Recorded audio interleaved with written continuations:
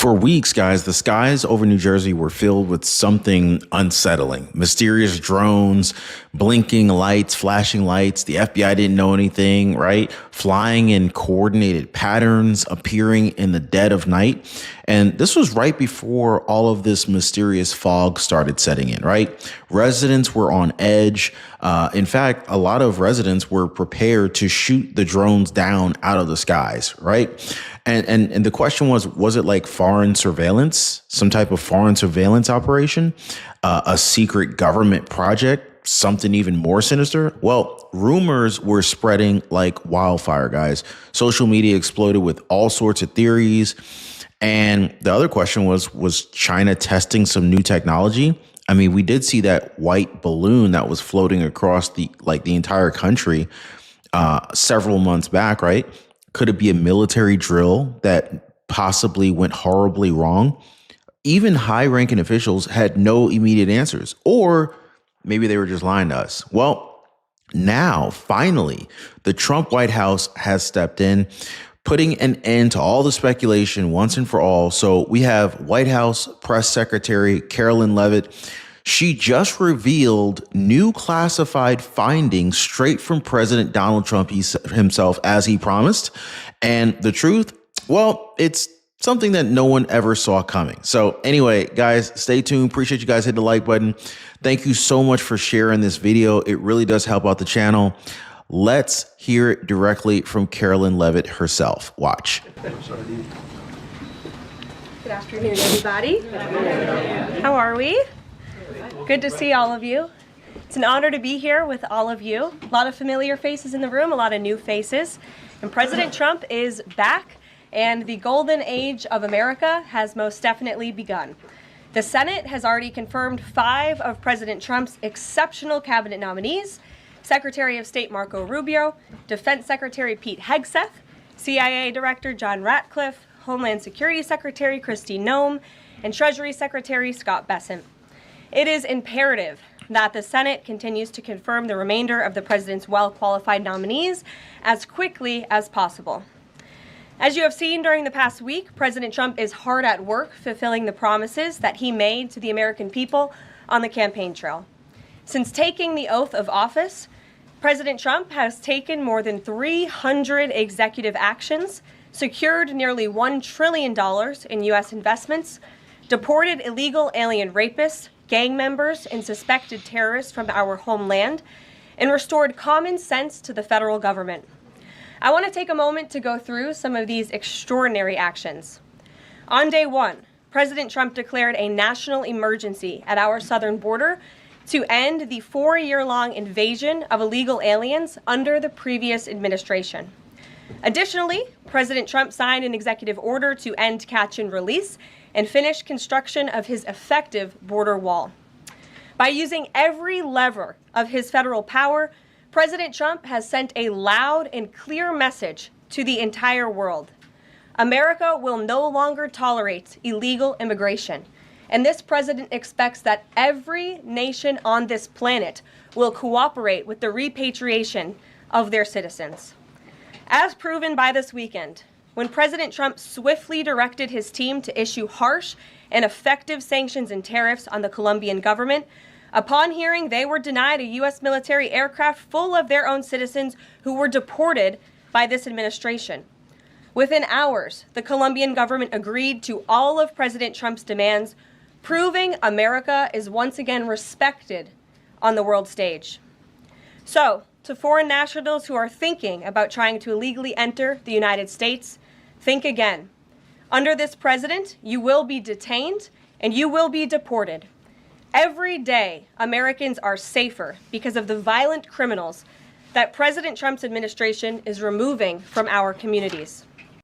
What do you guys think about Carolyn Leavitt versus Karine Jean-Pierre? Like, big difference to you guys? I'm just curious. On January 23rd, ICE New York arrested a Turkish national for entry without inspection who is a known or suspected terrorist. On January 23rd, ICE San Francisco arrested a citizen of Mexico unlawfully present in the United States who has been convicted of continuous sexual abuse of a child aged 14 years or younger. ICE St. Paul has arrested a citizen of Honduras who was convicted of fourth-degree criminal sexual conduct with a minor. ICE Buffalo arrested a citizen of Ecuador who has been convicted of rape. ICE Boston arrested a citizen of the Dominican Republic who has a criminal conviction for second-degree murder. This criminal was convicted of murder for beating his pregnant wife to death in front of her 5-year-old son. And ICE St. Paul also arrested a citizen of Mexico who was convicted of possessing pornographic material of a minor on a work computer. These are the heinous individuals that this administration is removing from American communities every single day, and to the brave state and local law enforcement officers, CBP, and ICE agents who are helping in the facilitation of this deportation operation, President Trump has your back, and he is grateful for your hard work. On the economic front, President Trump took immediate action to lower costs for families who are suffering from 4 long years of the Biden administration's destructive and inflationary policies. President Trump ordered the heads of all executive departments and agencies to help deliver emergency price relief to the American people, untangle our economy from Biden's regulatory constraints, and end the reckless war on American energy. President Trump also signed sweeping executive orders to end the weaponization of government and restore common sense to the federal bureaucracy. He directed all federal agencies to terminate illegal diversity, equity, and inclusion programs to help return America to a merit-based society. President Trump also signed an executive order declaring it is now the policy of the federal government that there are only 2 sexes, male and female. Sanity has been restored. Before I take your questions, I would like to point out to all of you once again have access to the most transparent and accessible president in American history. There has never been a president who communicates with the American people and the American press corps as openly and authentically as the 45th and now 47th president of the United States. This past week, President Trump has held multiple news conferences, gaggled on Air Force One multiple times, and sat down for a 2-part interview on Fox News, which aired last week. As Politico summed it up best, Trump is everywhere again. And it's like Trump doesn't even go to sleep. And what's crazy is they were, if you guys remember during the campaign trail, they were trying to clown Trump about him falling asleep during some of these New York bullshit trials and whatnot. And they were trying to compare how sleepy Trump is compared to Sleepy Joe. And it's like, look, guys, number one, the courtroom Trump was in for these ridiculous trials was ridiculously like freezing cold. He didn't even really have to participate since his lawyers were pretty much doing all the talking. And and it was just freaking boring in there. It's kind of like, you know, you're sitting in this useless elective class that you don't even need to graduate. It's like, dude, why am I even here? Okay, so if he dozes off, who cares? But in reality, Trump is getting way more done than we've seen in the Biden administration over the entire previous 4 years. And he's done this in like less than like the first week. It's crazy. Because President Trump has a great story to tell about the legendary American revival that is well underway. And in keeping with this revolutionary media approach that President Trump deployed during the campaign, the Trump White House will speak to all media outlets and personalities, not just the legacy media who are seated in this room. Because according to recent polling from Gallup, Americans' trust in mass media has fallen to a record low. Millions of Americans, especially young people, have turned from traditional television outlets and newspapers to consume their news from podcasts, blogs, social media, and other independent outlets. It's essential to our team that we share President Trump's message everywhere and adapt this White House to the new media landscape in 2025. To do this, I'm excited to announce the following changes will be made to this historic James S. Brady briefing room, where Mr. Brady's legacy will endure. This White House believes strongly in the First Amendment, so it's why our team will work diligently to restore the press passes of the 440 journalists whose passes were wrongly revoked by the previous administration. We're also opening up this briefing room to new media voices who produce news-related content and whose outlet is not already represented by one of the seats in this room. We welcome independent journalists, podcasters, social media influencers, Wow. and content creators to apply for credentials to cover this White House.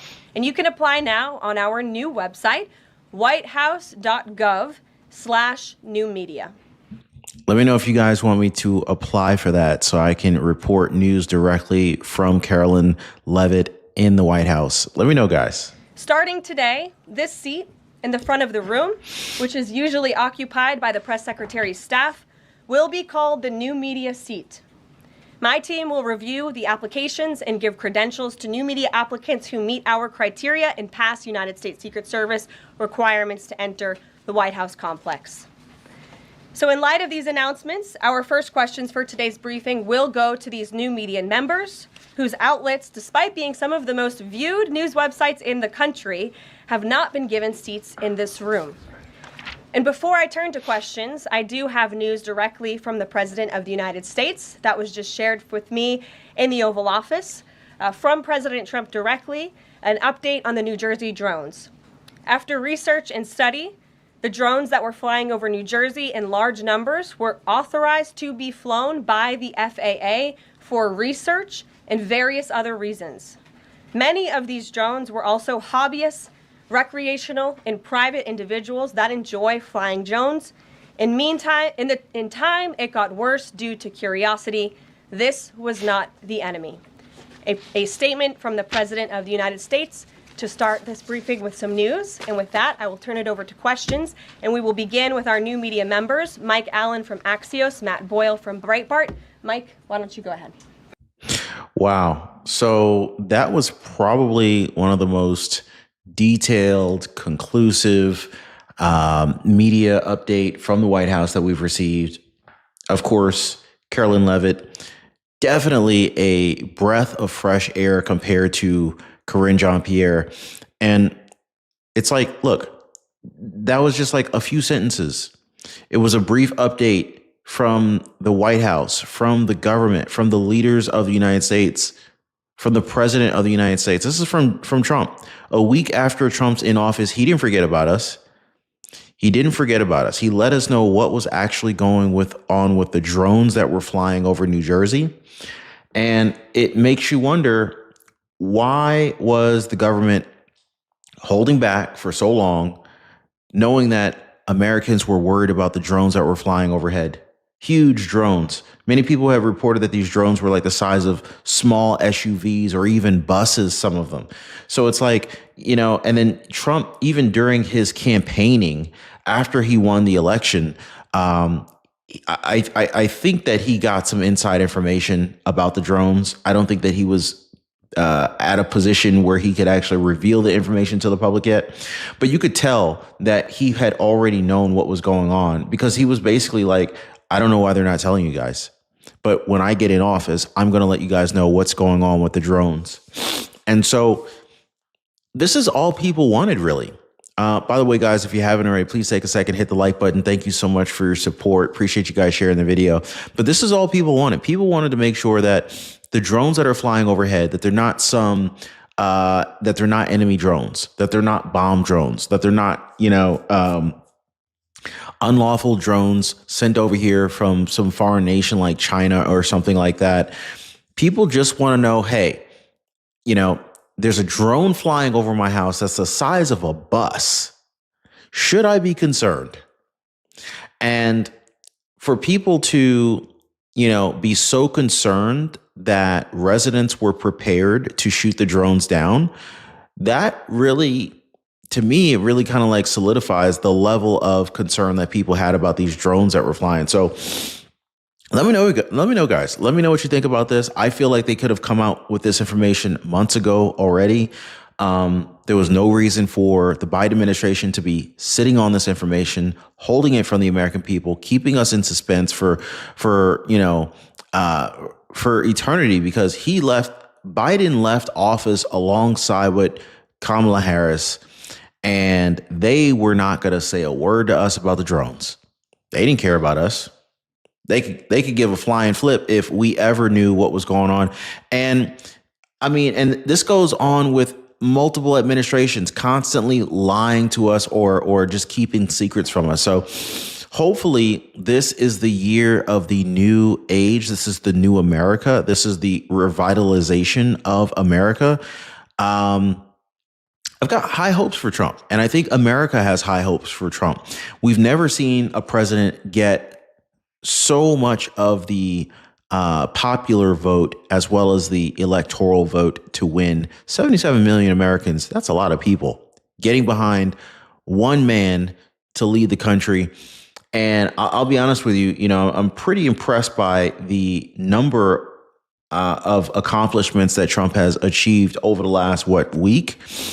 And not only the sheer number of accomplishments, I don't want to just say like volume, but the scope of the accomplishments as well. Like these are some pretty significant tasks that Trump is taking on. And it's almost like he took a page out of some of these motivational speakers or some of these personal development courses and coaches that say, eat the frog first. That's like a Brian Tracy thing, right? He's basically taking on some of the hardest to complete tasks first, right? And this is what Trump has done since day one. J.D. Vance, he landed in Damascus, Virginia yesterday. He represented quite a bit on behalf of the Trump administration. He was previously there during the campaigning, and shortly after Hurricane Helene, J.D. Vance and Donald Trump, they were on site, and they said that they would be back. And J.D. Vance, much like Donald Trump, held true to his word, and he revisited. He was with the governor yesterday at Damascus, Virginia. He also checked in on, I think they actually flew into an airport in Tennessee yesterday. And then they drove over, or maybe even took a helicopter over to Damascus, Virginia. I'm not really sure how they got from the Tennessee airport, but it's neither here nor there. He checked out Tennessee as promised. He went to Damascus, Virginia, North Carolina, and of course they visited the Florida victims. But so far, so good. This is a completely different administration from what we saw previously. And usually when administrations change, no one really notices. But in this case, I would say that this is probably the most visible administration that I've ever seen. And not just from Donald Trump, but also from J.D. Vance's perspective. Like, think about it. Like, when did you ever hear of Kamala Harris before they decided to install her as the Democratic candidate when they yanked Joe Biden from the presidential race, right? Like, no one even, most people didn't even know who the vice president was. And they try to like manufacture this hype around her, trying to like gas the people up in America to make them think that, she's this amazing person and that she's different from Joe Biden. They lied to us for so long, but looks like they ain't no more of that. And it looks like they want independent journalists and social media podcasters to come into the White House and sit in with Carolyn Levitt and actually provide the news straight from the horse's mouth. And I'm really looking forward to what's coming down the pipeline, guys. I hope you are too. If you haven't already, please take a second, hit the like button, share this video with someone who needs to hear it. And don't forget to subscribe too. Appreciate you guys. Appreciate the love. We'll see you guys next time.